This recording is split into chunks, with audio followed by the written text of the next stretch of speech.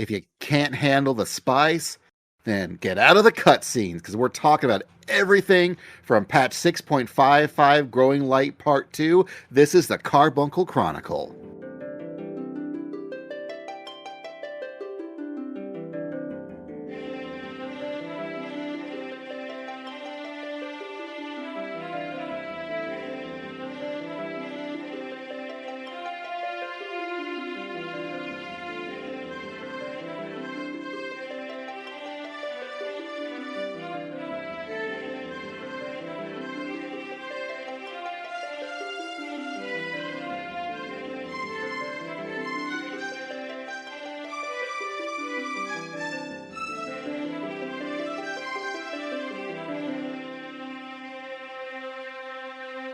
Hello, adventurers, and welcome to the Carbuncle Chronicle, your podcast for everything awesome in Final Fantasy XIV. I'm Basil, and I play, whatever, I exist in 14 as a Lalafell, mostly summoner named 4K Rydiske on Leviathan. I'm Anna. I can't really say I play just a Lalafell anymore, because I'm on my other character just as much. But I mostly dance. And my main character is Cormier Rydiske on Leviathan. And I'm Tobias. I play Nanavai Silvestri, another Lalafell paladin on Leviathan. That's right. We could have called this podcast at this point Hot Potatoes or Hot Popotos, but, it's too late. That is a missed opportunity, Basil. Well, at the time, I didn't know that it was not predominantly. It was going to be predominantly Lalafell, but it wasn't going to be, for a while, to be entirely Lalafell. That was not expected initially. That became happy happenstance. Much like our run of one of the extremes last night, where it was all Lalafells and one Rothgar. We're gonna get Spyrus one day. He will Fantasia into Lalafell one day. Let's keep at it. Hey, everyone's getting a free Fantasia for Dawntrail, so he could surprise us. All I'm saying, because it's true. Dawntrail is on the eventual horizon. Every day it gets closer to release, whenever that could be. And it's possible we could be getting a announcement in the near future at PAX East. That's right. That's like in a month. It's less than a month. Yeah, I was looking at the date. Sunday, or let's see, March 21st through March 24th. So March 23rd is the Journey to Dawntrail 10-year adventure of Final Fantasy XIV. That will most likely be the date announcement. Yeah, I saw that they're giving away those Dawntrail hats and those lanyards. I've already got someone hopefully going to get me one. And they have the Azura shirts that we didn't get. Do not even get me started on that shirt. I can be jealous. I'm allowed to be jealous. I'm jealous that I didn't get a shirt. I will say I did see. I was upset. I'm also upset about other 14 related things that have nothing to do with the game and nothing to do with Square Enix in general. It's something completely different, but that's beside the point. But I will say I did see someone on Twitter that made a very good point. No, we didn't get shirts, but we do get a really cool swag bag. And I can try to remember that and be okay with it, even though I really want one of the shirts. Never gotten one. So one of these days, we're just going to have to go to a PAX East. I'm down with it. It's the worst time of year for us. Yeah, it is. I mean, I would say PAX East. I went a few years back when they first started. It was a pain in the ass to get tickets. It looks to be a little less of a pain in the ass nowadays. It was fun. I'm glad to never go back if I can't. But I mean, now that I'm like super into 14, it would be nice to maybe go just for that. But we'll see. The thing is, for I think for us, like we would probably need to make sure to go a year that it's an expansion, because they may not do a whole lot any other year. That's true. But anyway, that's true. Like every convention like that they go to, they're always doing one of the trials, and if you win that trial, you get the T-shirt, because that's how they're convincing people to show up to their booth at that con. But until PAX East happens and we find out what there is to find out then, there is currently the Moogle Treasure Trove, the first hunt of Genesis, because we're getting 2 of them. And the first one goes on until March 11th. So if you've been playing and you haven't been doing stuff to get the Moogle Tombstones, you probably should. And I'm really liking how they're doing it. I really like the whole Mogpendium idea. Yes, such a great idea for this. Even the regular stuff is just whatever. You kind of still have to just kind of do it, have a mind to do it. But just checking it for the weekly and the Mog goals and even the ultimate, it's easier to do that. It's easier just to jump in the group, be like, hey, anyone need trials this week? Anyone need a specific so like hunt or fate or something? It's easy just to have a specific goal and to go to that goal. And like one of the mines, I think last week was Fates and Ilmeg and Norvrant. And it was like, hey, I still haven't done all the shared fates in those zones. So not only were I doing it to get the Moogle bucks, the Mog tomes, I was doing it to play the game and do stuff that I needed to do anyway. And there was something very nice about that, I feel like. You weren't just grinding for the sake of doing the Moogle tomes. You're doing it because you needed to do other stuff as well. And I really liked feeling like I was knocking 2 birds out to one stone with that. Yeah, and in that same vein, I like how they've added the gates in the gold saucer to it, because for myself, I have everything on the list. Like there is nothing I absolutely need, but I was like, well, I can use my Moogle tomes to get MGP, so I can finish getting the blackjack and then start saving for Dawntrail, because at that point I would have all the gold saucer things.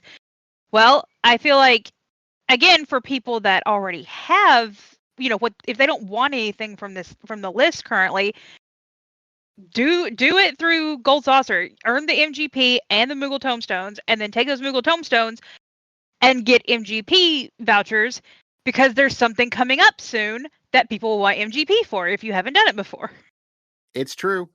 And even if you don't want MGP, it's still useful to get the Moogle Tombstones, because if you like doing treasure map stuff, you do get those level 80 treasure maps that guarantee a portal, and they stack. All the other treasure maps don't stack, but these ostensibly special Timeborn maps, they stack. And so you can have a big old set of them just for a rainy day when you want to do level 80 maps, because you're guaranteed portals, and it's you're at least somewhat guaranteed a good time.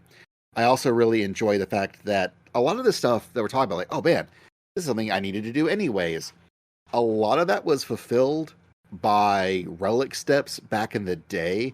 But I really enjoy this stuff because instead of just a relic weapon that you're working towards, you can get all sorts of things.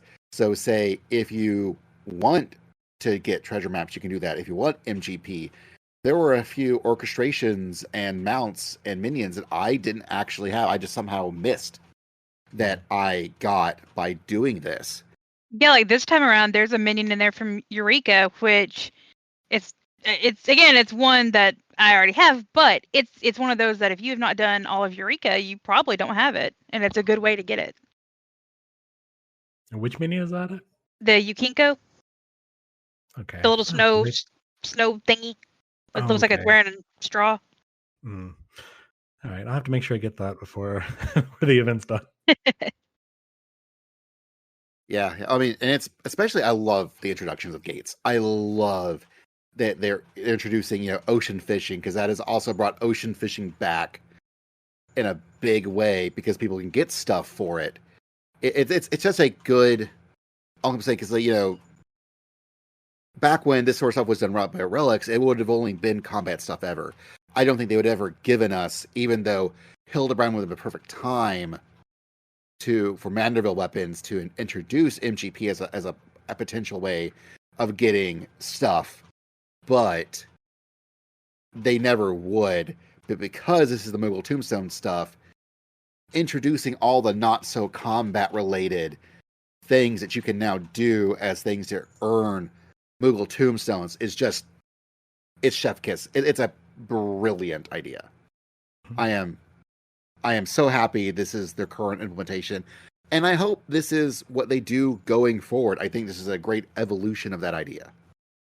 And Anna mentioned earlier, if you need to spend your MGP on stuff, well, congratulations, folks. If you haven't done it yet, the Final Fantasy XV collab event is coming back.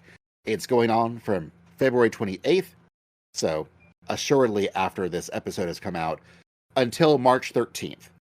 So Moogle Tombstone Part 1 ends on March 11th, and the 15 collab event ends on March 13th.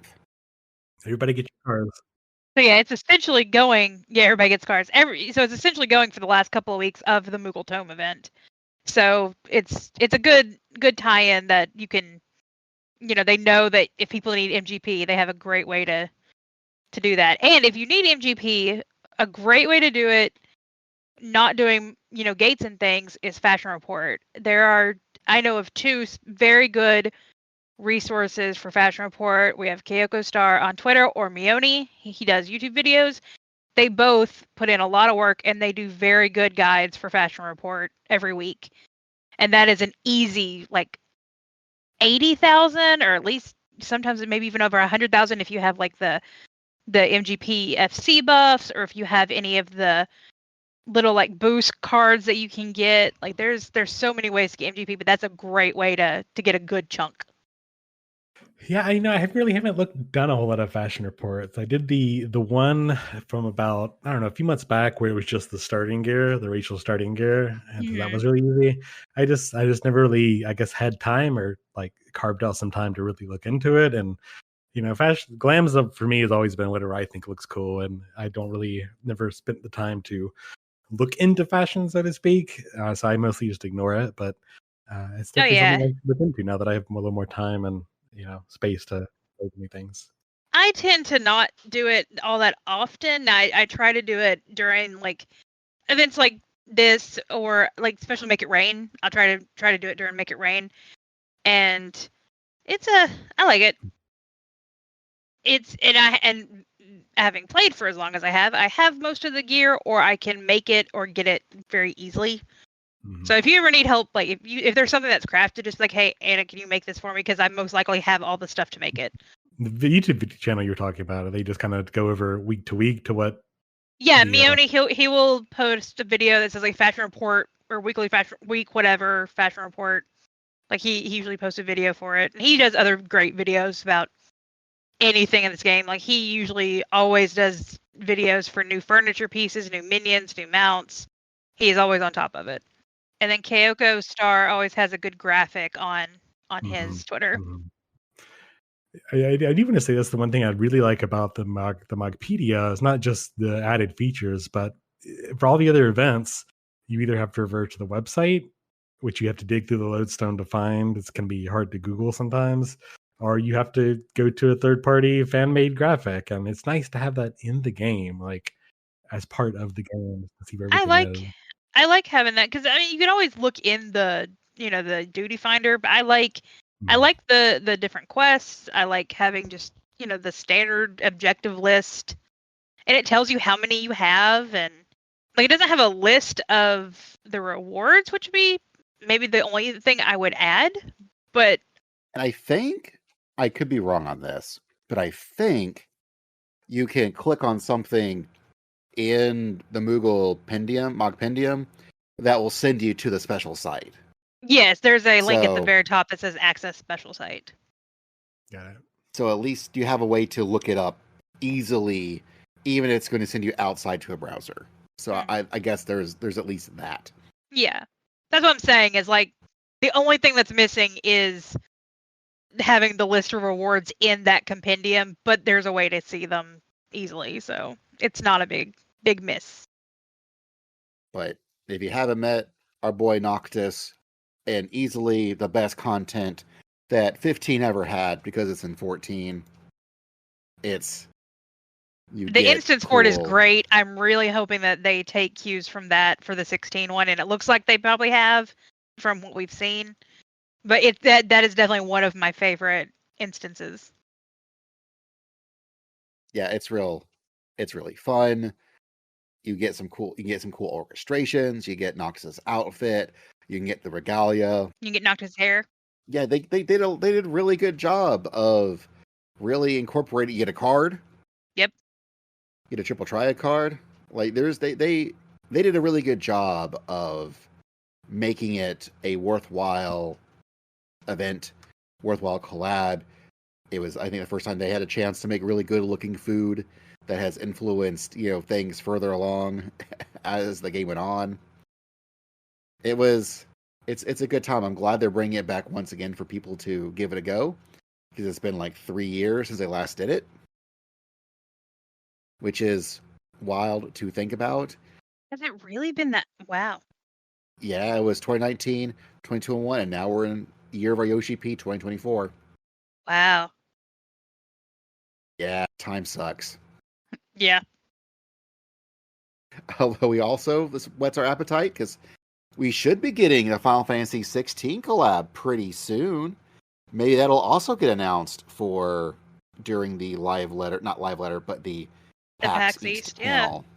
That's possible. I'm betting April, like early April. I could totally see that.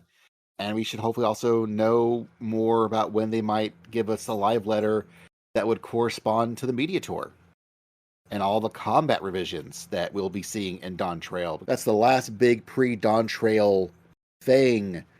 And also blanking. Benchmark. Yeah, benchmark. Yep. That's what I'm blaming on. Benchmark. That all tends to be coalesced in its own thing.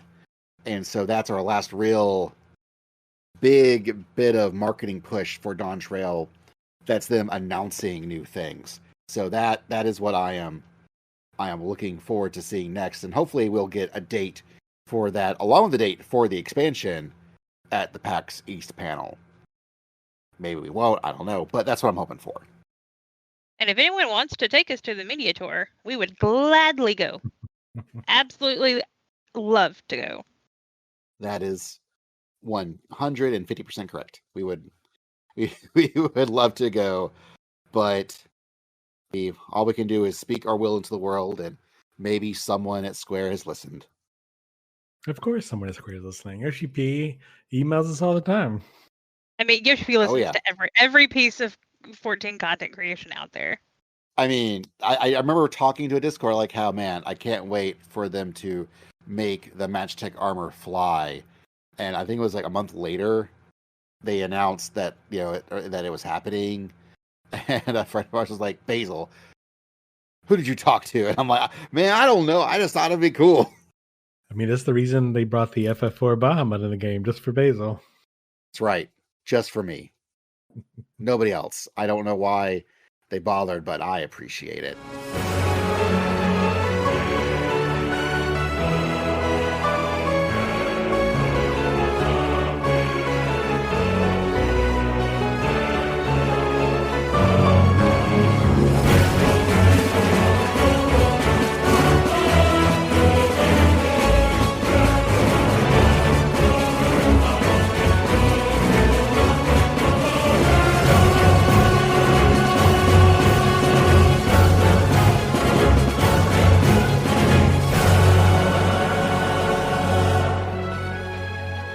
I want to talk about this a bit, because I know we usually have like a what you've been doing segment of the show, and both of you have been participating in our Baja quest for Baja Blast, that we've been trying to go through the extremes to work our way up to the FF4 Baja mount. And man, I'm having a blast during that. I just wanted to say that and put it out in the world that, man, that's so much fun. Like I've been wanting to graduate to doing extremes for a bit, and now that we're doing it, it's like, man, I'm loving it.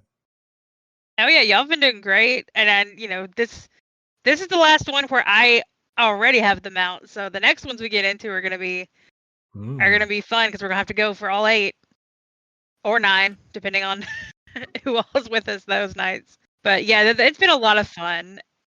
It's a spoiler podcast, so we flat out say like we did Big Z Zodiac last time, and that was sort of my first extreme, and it's not too difficult. I was told before that Zodiac's a good way to start getting into extremes, and I definitely see that, just because there's a lot of AoEs going off, but it's mostly just your responsibility is that it's pretty straightforward in that way. So just over 2 nights of work, we were able to get everybody in our group the links for that, and we just started Heidelin last night, and we got just 2 clears. We barely eked 2 clears out. Much more difficult than Zodiac for sure. But Sadly, man, no mounts were seen. But yeah, no mounts yet. But it's a lot more to do, but it's a lot more fun. I feel like because of it, you're having to pay attention to, the AoE telegraphs that are happening, and then like there's multiple phases of the fight, and you're having to realign your brain, both doing the crystals show up and you got to chase around the arena, keeping the ads away, and then moving into the light waves. There's a lot more to do, but it's still like once you get it, it's so much fun. I really enjoy the whole light wave mechanics. I like how it's visually presented, how you're using the crystals. I had to sort of gauge the angle of the crystals. Now, I'm not saying I'm good at this, but I like it. I like how for example, for Zodiac, I am very glad that you and Anna can recognize the visual tales of. I have an issue where the things are coming down when they have those sort of constellations that tell you where the safe marks are on the map. My brain has a hard time mapping where it's showing me where it would actually be on the map or on the actual floor. Like it's showing it very obviously, but I cannot mentally map it to the ground enough quickly to run to where I need to go. You have to rotate it in your mind as it happens, and that's the and I think it was probably like either the 3rd maybe time I did normal that I finally saw the stars in the sky. I was like, I don't understand. How the crap do you pick this out? See that. And then I looked up and went, oh. But the whole crystals hitting, like with the light waves, and you use the crystals to block yourself from that, I can understand it and visualize it much easier. And so I do appreciate that. No, I'm really enjoying it. It's been a sort of unofficial, inadvertent, like, club event of our own, seeing us 3 of the Carbuncle Chronicle, and then the other fans of the Acts of the Blood God Charlie and Dropouts podcast. It's just like super hectic in a good way, like because Anna's trying to call stuff out, like I'm trying to learn it, so like I caught myself like trying to call it too, but I realized you're doing great. No, I'm glad you were. Like I just need to like shut up because like I'm talking over people, but it's so much fun because it's so chaotic. Like we're yelling at the microphone, we're trying to run around and do things. We're trying to like mitigate while things are happening, and we all make mistakes. Like there was the one time that we were learning the chakrams, and you're like, all right, you explained it in detail, I knew it, and then you said light parties. My brain said, oh screw it, we need to go over here, and was like, no, stop. And I wiped the entire group. It's like my brain crossed. It's like everyone makes mistakes like that, and it's so much fun because it's so much chaos, and we're having to like heal through the chaos and like fix things as they happen. And that's even though we only got 2 clears and it's going to take several more nights to get everyone the link, it's like, oh man, it's so much fun. We are very so incredibly fortunate to have a very good group of folks that we are doing it with.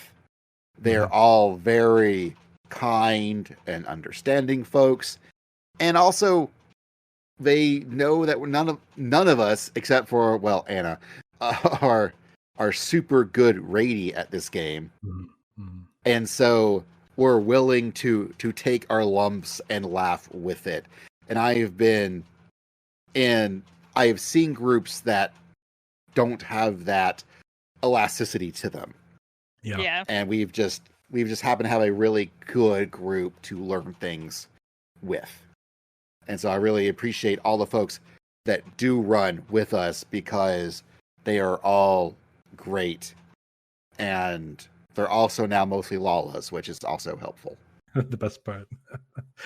Yeah, and I tell people, like, when I meet other players, this is my static, and I don't know if we're really a static per se, but like it still feels like a static, and us working toward objectives is really, really great. I really love having, Thursdays and Saturdays just to do things like that. The static in a sense, like it's, you have a static group that meets twice a week to do content, so it's.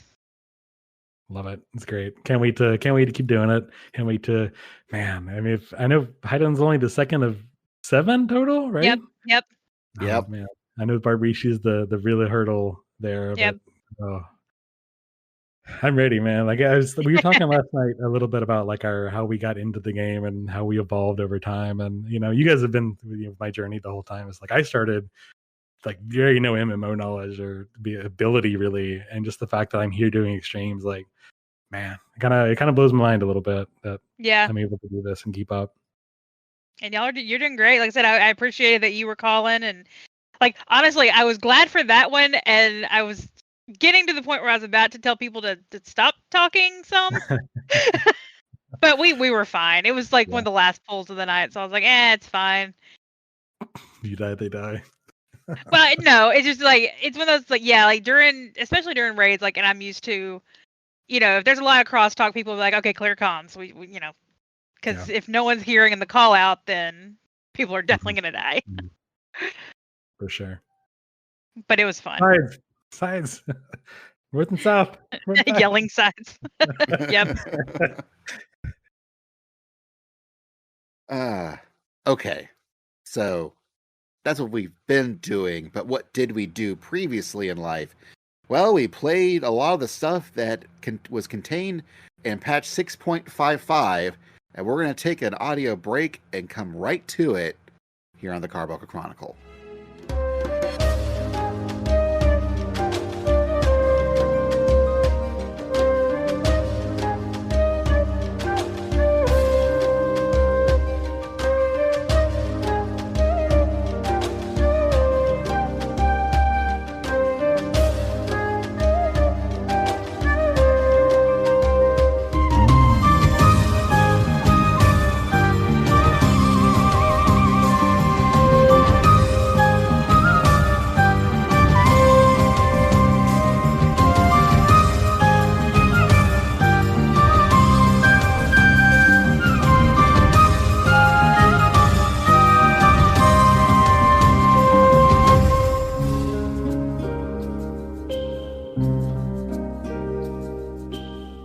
So we're back, and we're talking about patch 6.55, Growing Light, Part 2. Although it's not really...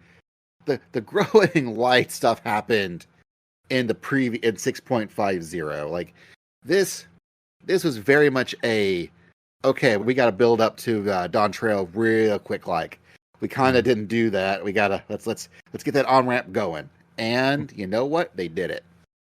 Yeah, like, it wasn't, the most epic of 0.5 patch because, I was telling Basil, every 0.55 patch has some sort of instance duty.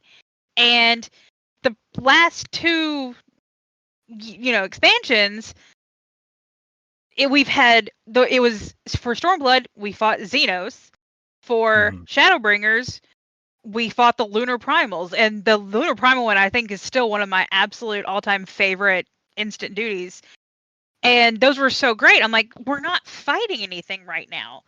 And I was very proud of myself. I knew exactly what it was going to be. And I was very close.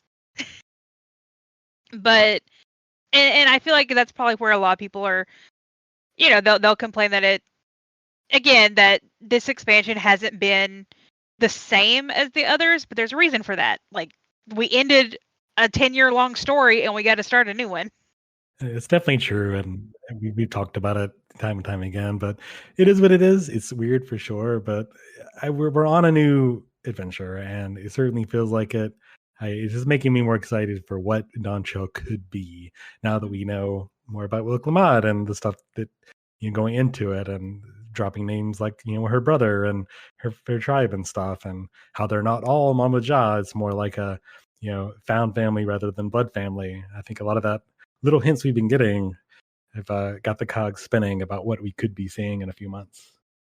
Yeah, and I really enjoy it when they take a dungeon and they give us more reasons to explore a dungeon. I really enjoyed it previously when we actually had to run around the Castle of Troya after we cleared it out. But I really, really like that, hey, we're going to send you back to the Isle of Ham. And oh, hey, you remember this section here that was blocked off to just look all pretty? No, it's not all just pretty. In fact, you get to run around here for a little bit this time. And that that triggered just a fun button in my brain, just and slammed on it real hard. I really hope that they do more stuff like this later. Like it was great to have a neat little adventure, running around, and then also fighting a different boss. I do kind of wish that they would have made like a new area that was like above the waterfall that we could have fought the boss in. I get why they didn't. That's a lot of work for just an instance thing they didn't have to do. But what they did with the Isle of Ham, I enjoyed exploring it just a little bit more. And warriors getting a rescue. We're not, but yeah, just like escort quest became a thing in 6.0, it seems like re-exploring dungeons was a thing in the patches. We went to Troya. We already did part of the Ether Font earlier, like the last half, and then we got the second half of the Ether Font, the Isle of Ham. This one, I really hope it's a thing that doesn't go away completely with you there. It's a little bit of fan servicey thing that allows them to reuse assets that really would not get used before. So it makes it feel more cohesive. It feels like the Isle of Ham isn't just a thing that you click on a menu. It's a real place, and you can explore it and go to it. Part of me wonders if when they started, the exploration version of the dungeons, they kind of went, we could probably do this like for story purpose. I wonder if that was just sort of an on-ramp to that. Totally believe it. And yeah, that fight, like it may not be as epic as like a Xenos fight, but just seeing Wook Lamont kind of just be sort of goofy as she's fighting this bird and like the bird mechanics and stuff. It wasn't like a hard fight, but it was really kind of fun. Yeah, I liked, like I said, my prediction was she was going to test us. That was going to be it. Is our big duty instance was she wants to test us to make sure we're worthy of being on her team. And what I like in just the short amount of time we've gotten to spend with her in that whole instance is we see that while she talks big, there's a lot about her that she's not ready to lead. She's not, she is not as infallible as she likes to believe she is when it comes to hunting and fighting. And so we see that, like you said, we see her hand shaking, or we see, her falter a little bit. And I'm really excited because that for me means we're going to get a lot of character growth out of her throughout Dawntrail, and it's going to be a lot of fun to explore that. Yes, between that and like the way she interacts with Erenville, she's very, very immature still, and very much a kid at heart. Manhandling Gratia. So I agree. I know some people have not really loved her characterization exactly, and I can see why. But I also do like what they're doing with her, and really hope to see how she plays and how she's a foil to Graha and Erenville and even us and the coming expansion. And I really liked. You can definitely see very big Moonbreeda Urianger vibes between her and Erenville, and I'm excited to get to explore that more. I wish we got to do that with Moonbreeda and Urianger. So, it's one of those, I'm like, I wish we had it in that, but I'm glad we have it here, and I'm excited to see how that, because there's more to that. Like the way he reacts to her, and I'm like, there's a lot more there that I wanna unpack.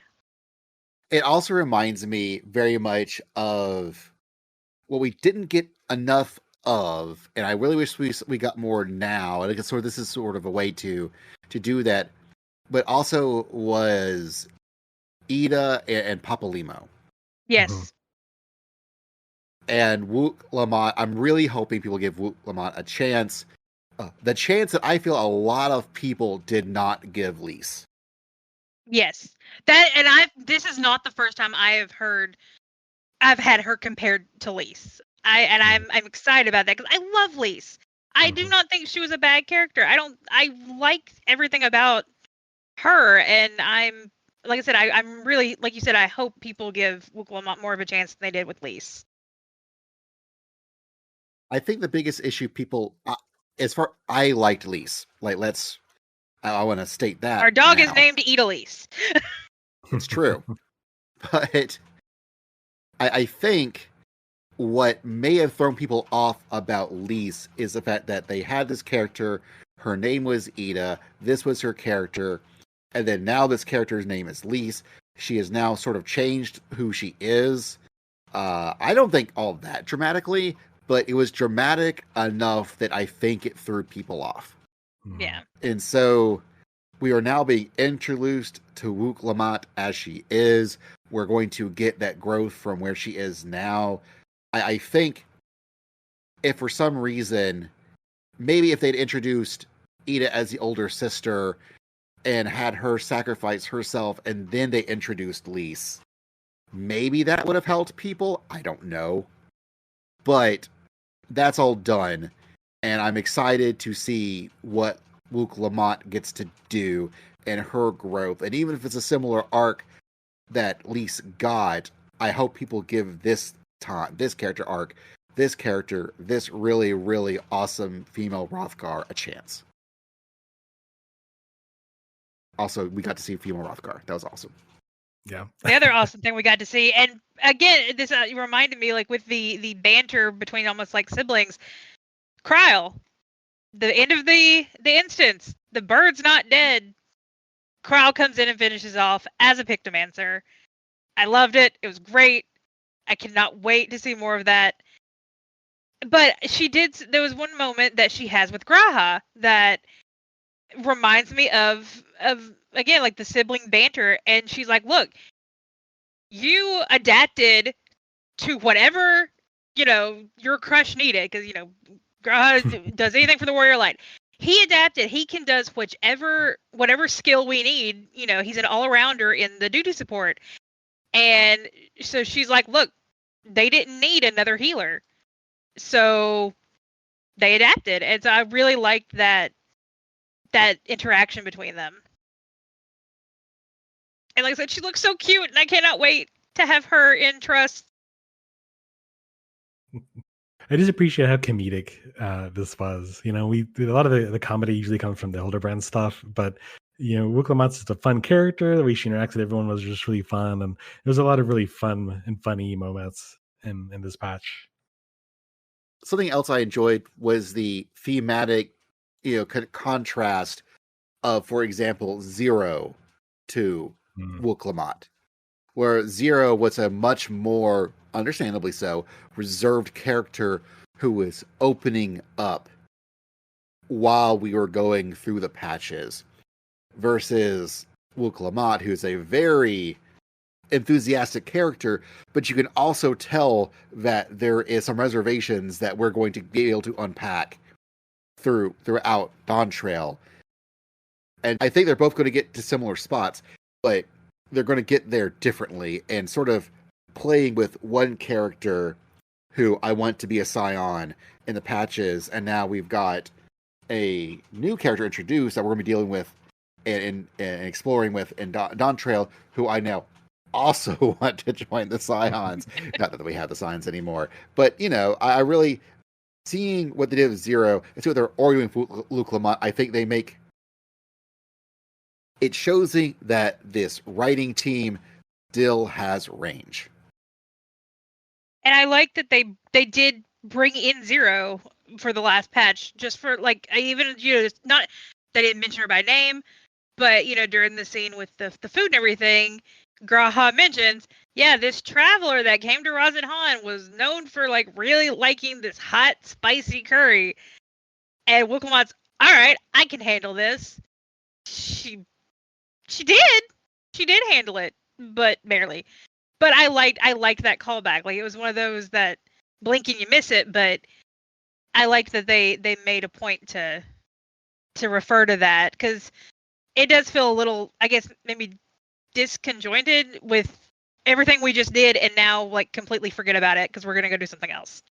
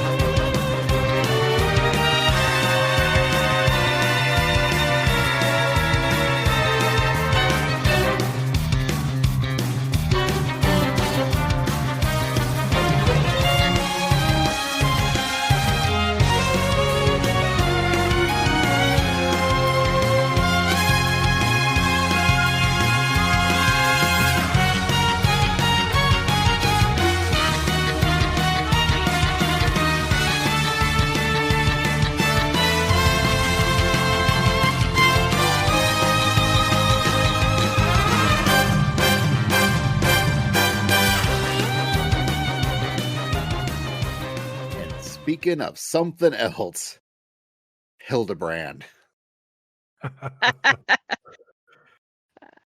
Man, Really, that really good. story takes a turn. Like this expansion has been probably one of my favorite Hildebrand arcs. And I swear I want that frying pan as a warrior weapon. One day they'll give it to you. Hey, I got my Gaia hammer, so I can hold out. Come on, Cash Shop, come through with us again. Yeah, what a great way to end this though. Like, I mean, the villain we kind of I think we knew was coming more or less, not really surprised, but Oh yeah, it's never about the destination, it's about the journey, man. And seeing what Dr. Lugay, whatever, the robot doctor from 4, yeah, like get served one more time in a yet another sport theme, what was it, the ultimate slug or something? yeah. So let's see, Yeah. we had basketball, volleyball, and now baseball, which was so funny to me just because of the theme of FanFest being in the Tokyo Dome. It's like, of course they went with baseball for the big right after Japanese FanFest moment. Going into the new trial, which we got to play at FanFest, Asura. It is so much easier when you're on your own stuff. But I really liked it. It's fun. I still need to go in there and get the card. I haven't gotten the card yet. But I liked it. I thought it was a lot of fun. And we took a bunch of our FC through it.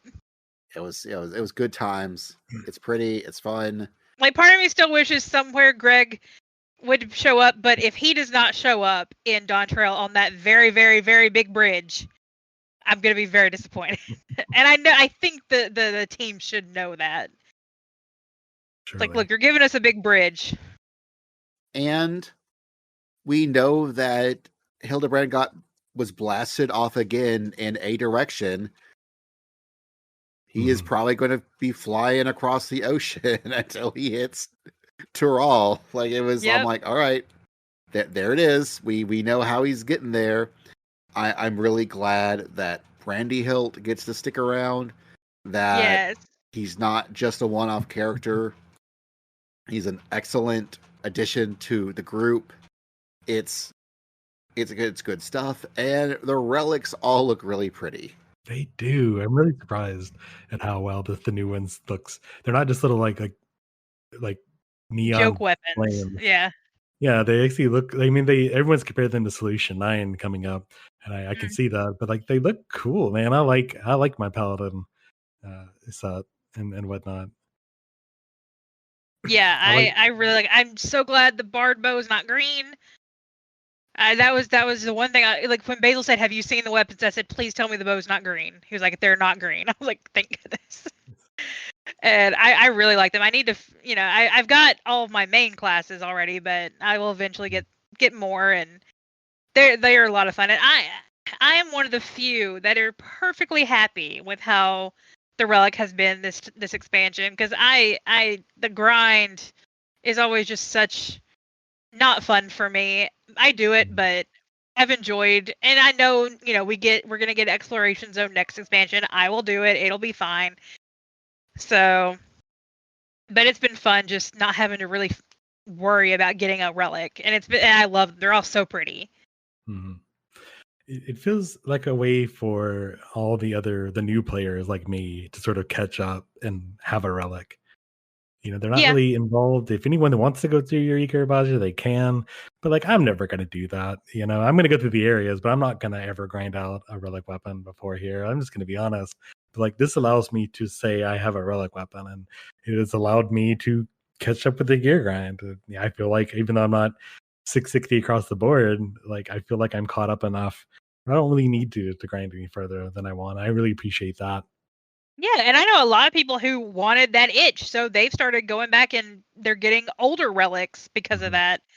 I'm like, great, go have fun. I did 1 or 2 of them. I'm good. Exactly. Well, and that's this game.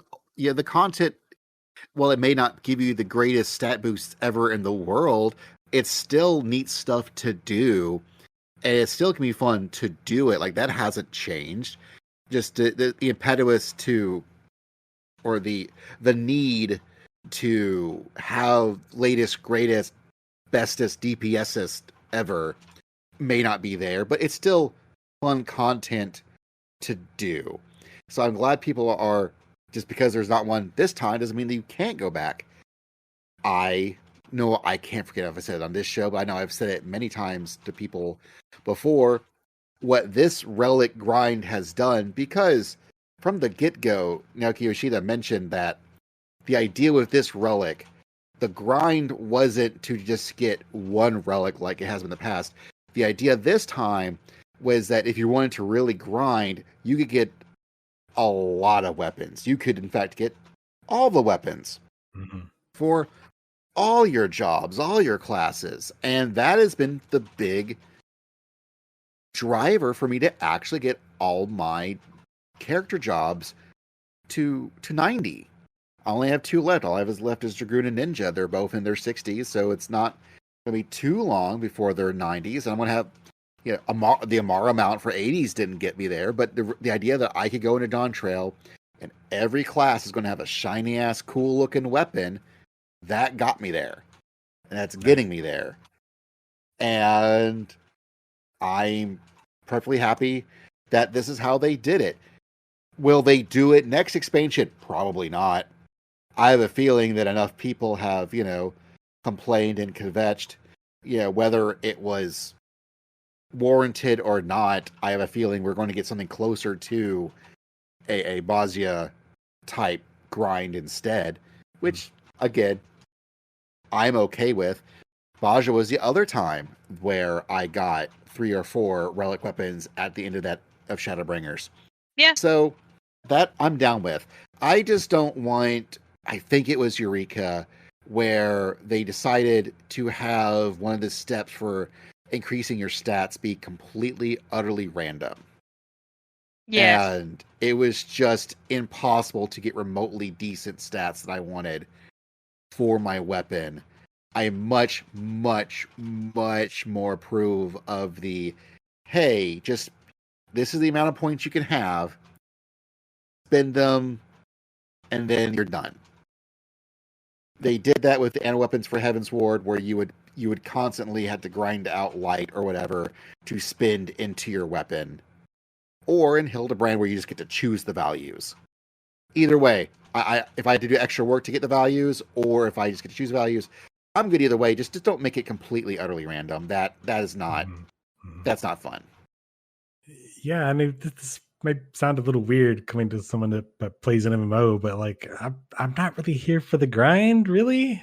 I know there's going to be some grind, but I just want to play the content, man. And the fact that I can have, current level gear and do stuff like do the extremes that we were talking about earlier and have a blast doing it without needing to dedicate, part-time job hours just to do that, just to grind up these relics. Like I'm glad for it, man. I'm here for it. Good luck to the people that want the exploratory zones and want to grind stuff out. But I just appreciate the fact that I could jump in and very easily have got raid ready gear, more or less, without having to dedicate a lot of hours into that. Same, yeah. Because I wouldn't have done it. I barely touched any of the relic ones before. I don't really plan on it. And if it turns out that I have to do that to do the extremes in Dawntrail, well, I might not be doing the extremes in Dawntrail. So I really hope that they, don't make it, like you say, completely random or too much of a headache, because I appreciate not having to dedicate all that time. I feel that the Bozia weapons weren't that bad. I think they had overall struck a pretty good middle ground between grind and doing content to do content. But I am also one of those folks that really enjoyed Bozia as an exploratory zone. I really enjoyed running around doing the fates with a big group of people. And I think with our friends, with our fellow dropouts, with our other, our FC friends, I think there's going to be a lot of folks that we can run around and do that stuff with. There'll be plenty of time in between patches that we will do this content and it'll be a good time and we'll still get those. We'll at least get a relic weapon or two out of it, and it's going to be a good time. Yeah, you're correct. Basha was way, I feel, easier than Eureka in that it was more streamlined. Like if you did Basha, you were gonna get gear and everything, and it was gonna be fine. And I did get more than one set of stuff because I was doing it a lot with you and with others, and yeah, I liked how they did Basha. I hope that's how, or a similar setup to what the next one's gonna be. Just make the zone prettier. Well, I mean, Basha was a war zone, so let's hope this isn't a war zone. It was. Yeah.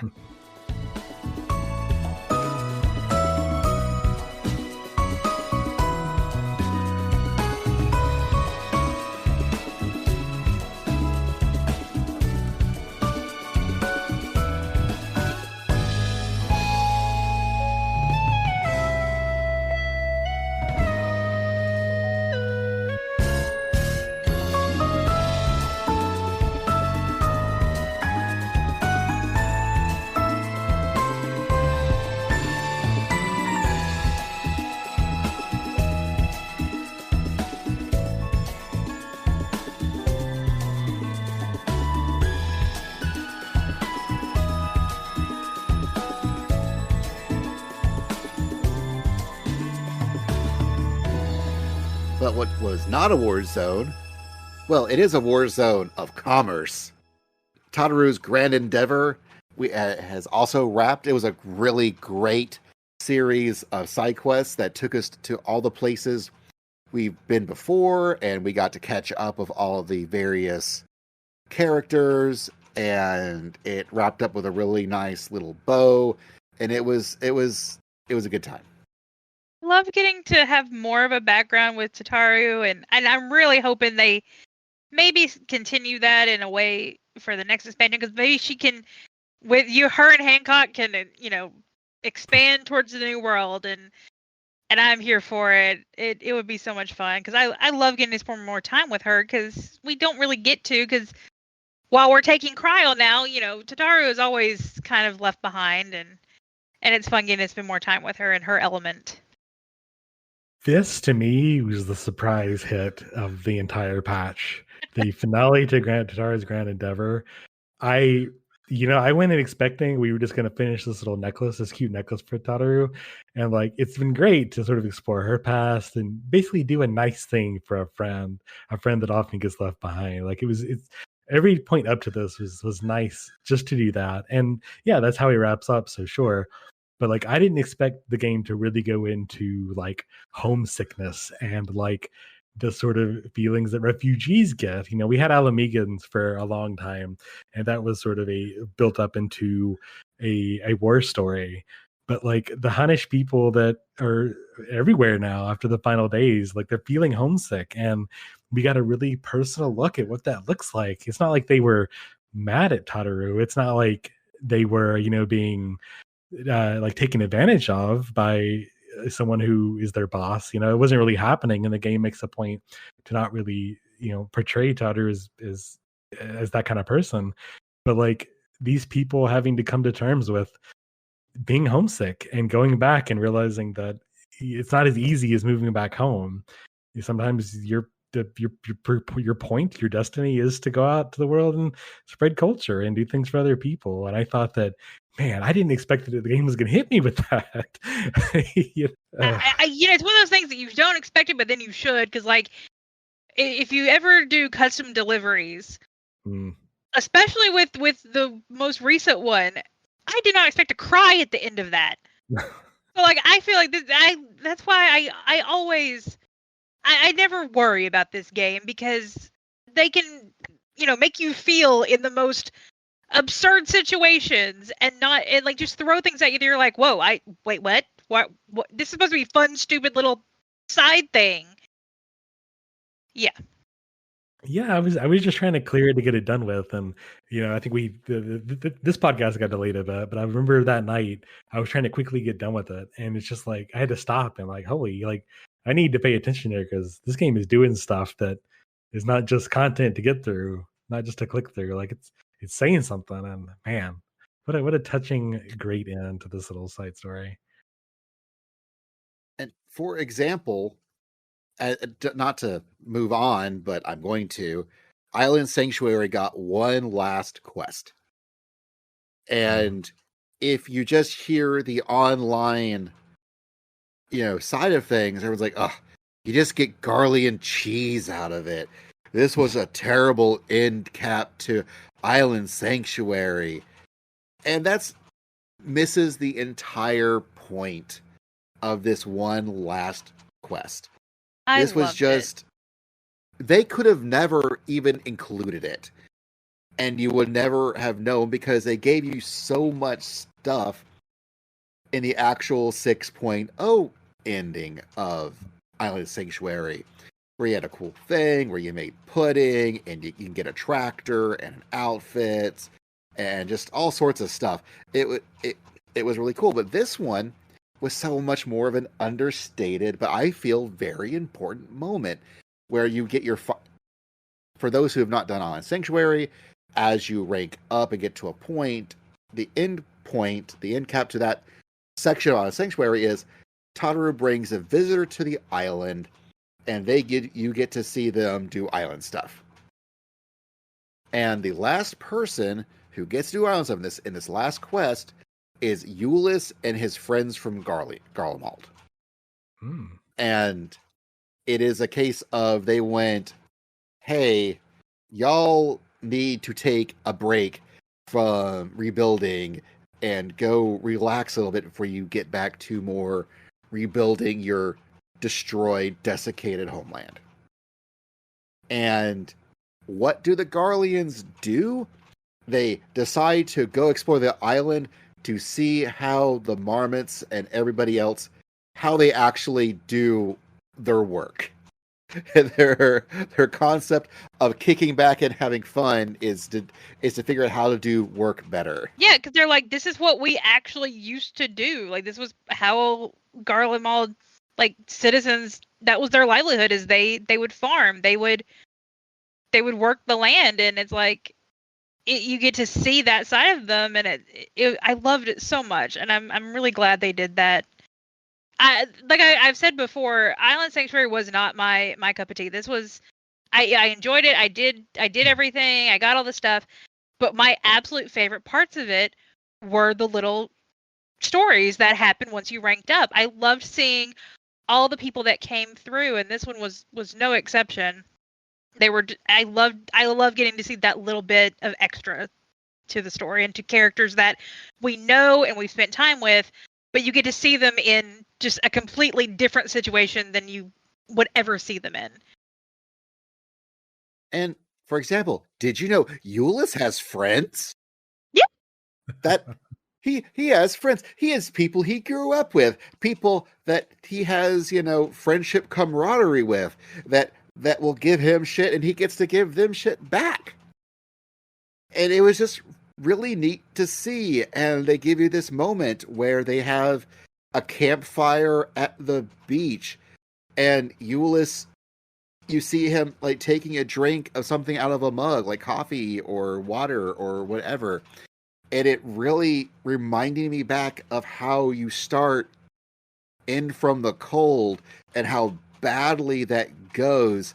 But this time it's Island Sanctuary. He gets to actually just like enjoy a drink. He gets to enjoy some time not in a frozen hellscape. He actually gets to kick back with an island breeze with his friends and the Warrior of Light at a campfire and just take the moment to be actually enjoy life for just a 12 damn second.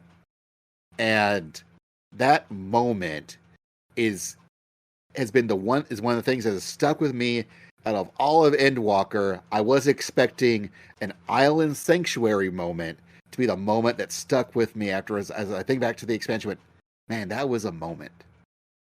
That was some good storytelling, Square Enix. You did a good job there.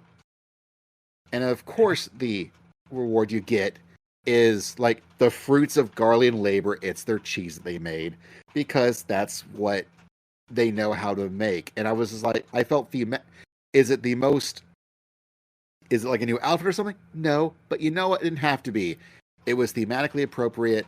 It was a great moment of storytelling, and it was honestly sure is good. Everyone should go do it, even if it's not your cup of tea. Yeah, I'd started that quest line, in the sort of post Endwalker 6.0 rush because I was really excited, even when they first announced it, that crap, they're bringing Harvest Moon into 14. Hell yeah! And finally got to do it, and just was overwhelmed with everything going on between the patches and everything else. I really haven't touched it in forever, and I keep meaning to go back, but if there's story, and I've personally been really interested to see how the Garlean stuff shakes out in the future, so maybe that'll be a good way for me to see that now rather than wait. I had one of the most like serendipitous moments during one of those where a certain couple of people come to the island, and I have quote unquote the dead characters that have their minions on the beach, and a character that pertained to them ran up to them, and I'm like, oh my god. It was great. It was good stuff. It's crazy that Ulyss enjoying tea on the beach or whatever he's drinking is the moment I'm thinking of, and not when they put goddamn Redline into my Final Fantasy XIV. When it's the Ulyss moment and not the Redline moment, that I'm like, man, this is a good video game.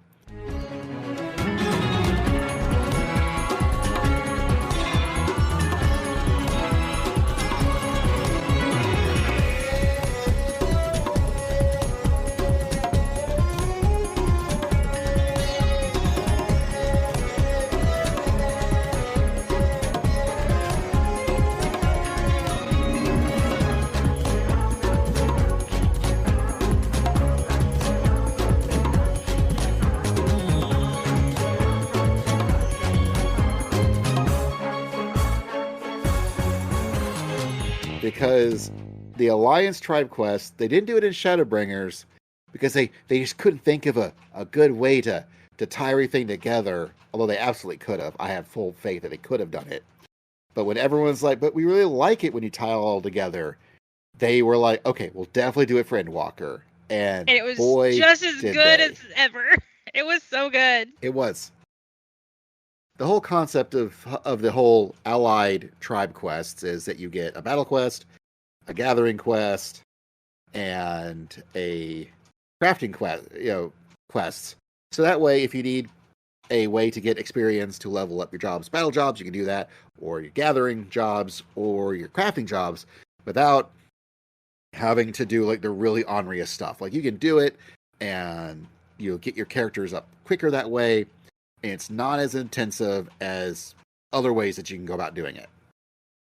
And then, when you go through all the ranks, and them all ranked at max, at the end of an expansion, they'll introduce one last quest, and whatever the storyline will somehow connect each of the tribes together in one big thing. And so this time, we had Akasadora for our battle quests, right? And the whole thing with that was them doing stuff with racing carts. And then we had the gathering, which was that Omega? That was Omega, right? That was Ultima Thule. The restaurant at the end of the universe. Yeah. Where some of the folks from the Omega side, and you're also getting reintroduced to all the various peoples that Medion showed you in the final days, or in the Dead Ends. The Dead Ends, yeah, the Dead Ends dungeon, and how through the power of food and good soup, you can defeat despair. You don't have to go do a big grand battle. Just give them good soup, and it's fine. And then the Loporrits, with the crafting, with the dreaming ways, where the Loporrits have sort of lost their whole reason for existing, which was to get humanity ready to fly off on the moon to find a new place to live. Now what do? And that's sort of how that's what that tribe quest tackles.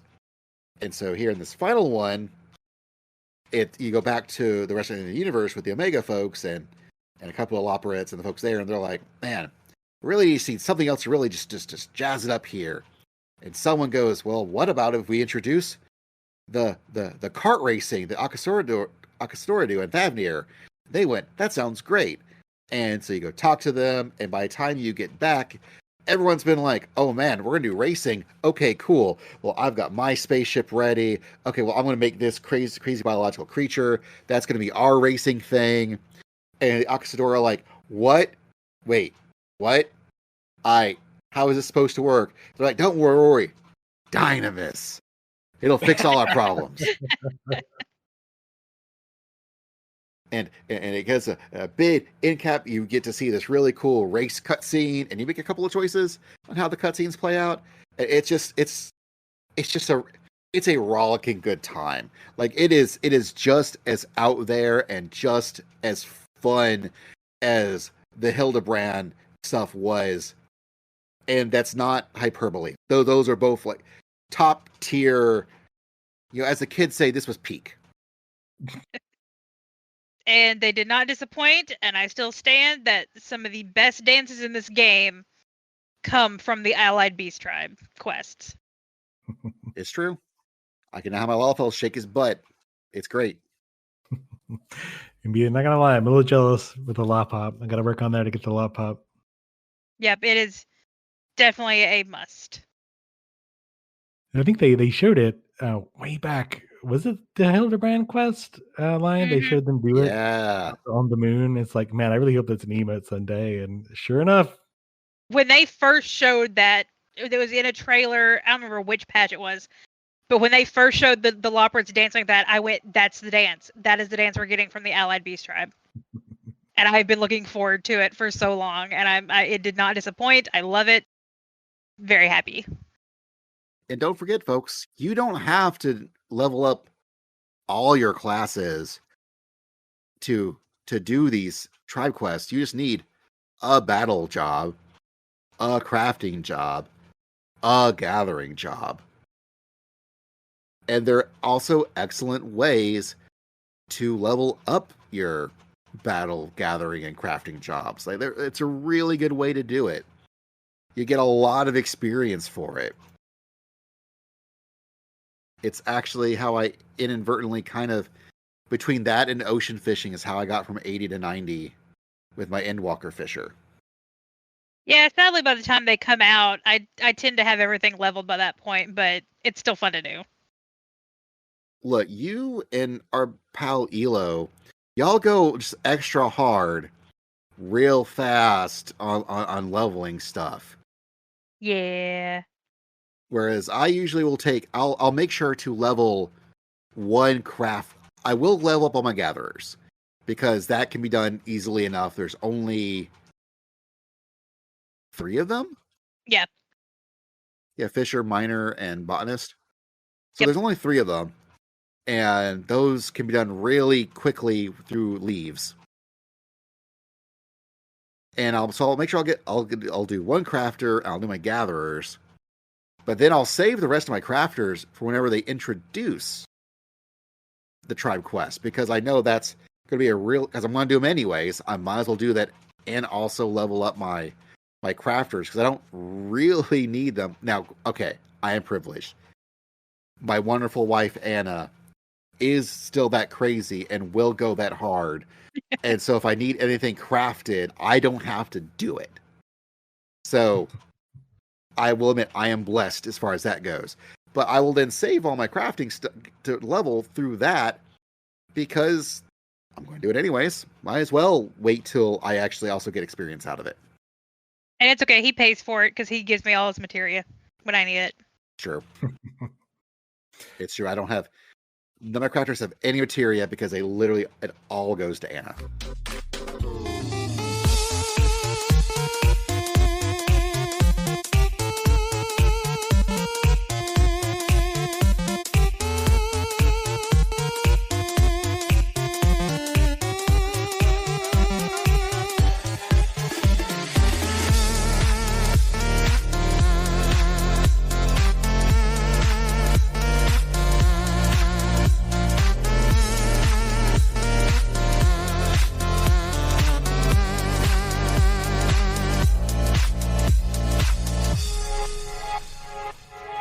that's not.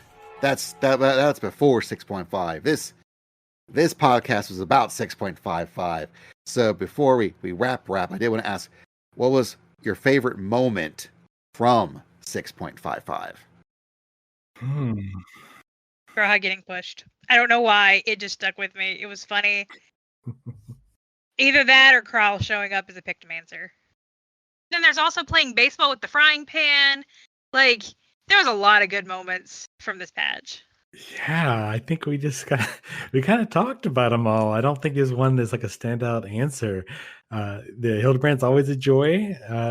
Like I said, I think just seeing Tataru's Grand Endeavor was the biggest surprise for me, and just I didn't expect to be hit with something as deep as that for what was the end of a little basically a fetch quest series of things. I think that's the thing that stood out the most. I love seeing the chemistry between Wicklamat and Aaronville. It's gotten me really excited to see what they do. Certainly the Endwalker patches have been weird, not in necessarily a good or bad way, but they have definitely been different than before. And it honestly has me excited in a different way, in a weird way, to see what Tyrol has for us. I co-sign everything that y'all have said, and for my moment, I will just once again, I'll stick with my boy Euless and letting him finally be able to come in from the cold. Oh. That I don't know why that was a moment that stuck me more than any of the others, because there were so many. I mean, yeah, especially when he got baseball and redline. The fact that that's the one he picks is very surprising.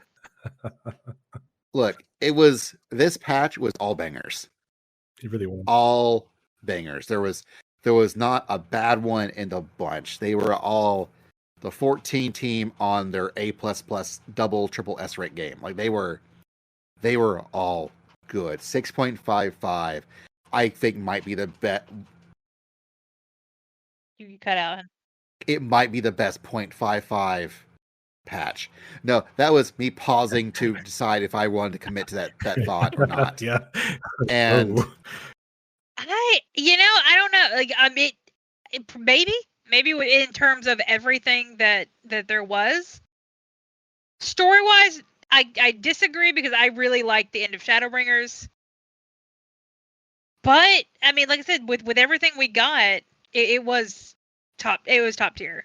I really enjoyed it, and I'm a big fan of this entire expansion. I feel like it was, I understand why people had issues, but I also think there was a lot of good reasoning for that. Like, there was a lot to do with this expansion, and it was definitely not the most, normal of all the expansions we've ever had, because again, we were closing out a chapter and starting a new one, and that's never been, we haven't done that before. Exactly. So yeah, there was a lot they had to do, and I think they did it well. Was everything perfect? No. Is everything going to be perfect? No. So well, things are going to be perfect in Dawntrail. I'm excited for Dawntrail. I think that's going to be a lot of fun, and I'm excited to go to the new world and experience things that we've never seen before.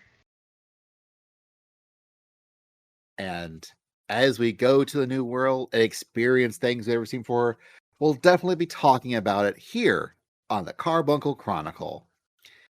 This podcast is edited by, Tobias right now. This theme was composed by DJ and Beta, but rearranged by Anna. Our website, you can find the AwesomeCast proper at awesomecast.com, or the Carbuncle Chronicle side of things at carbunclechronicle.com, which, we'll just send you to the Carbuncle Chronicle section of the AwesomeCast website. Don't worry about that. Our Patreon is at awesomecast.com, which covers all our shows, as well as our AwesomeCast Discord that you can join, and we also have a thread talking about Final Fantasy XIV that's pretty active, as well as a very much more active podcast Discord than I expected to be sometimes. We also have YouTube channels, again, both for the AwesomeCast, and the Carbuncle Chronicle has its own bespoke YouTube channel. You can leave us Apple Podcast reviews or Spotify reviews for anything for the AwesomeCast feed. I please, as you do so, give us all the stars and let us know what you're excited for, what you enjoyed by 6.55, or excited for Dawntrail, or anything in the comment section of Apple Podcasts, because that's how you have to leave reviews there. And we've also got various social media accounts for either under Carbuncle Chronicle or Carbicast, also Awesomecast. You can find them various places. We've got it on Blue Sky, Twitter, other places. It's mostly Blue Sky at this point, but that's because that's the one I like. I've also got a Blue Sky. It's at itsbasiltime.com. Anna, you can find hers at... It's Angel Darkfire. I don't really know what it is specifically on Blue Sky. Look for me on Twitter. I'm more active there because I'm creature of habit. And you can find Tobias on Blue Sky or Tobias at blah blah blah dot blah blah blah. You can just search for me. It's there. That's how kids do things nowadays. It's true. And I've also got a Twitch. I mean, so does Tobias. He also, and Anna. We all have Twitch accounts. I just use the Twitch account most out of the three of us. Yeah, you just beat Illusion of Gaia this week, right? I did just beat Illusion of Gaia. So next week, or I mean, I'll already be into it by the time this episode comes out. I'll be deep into Terranigma.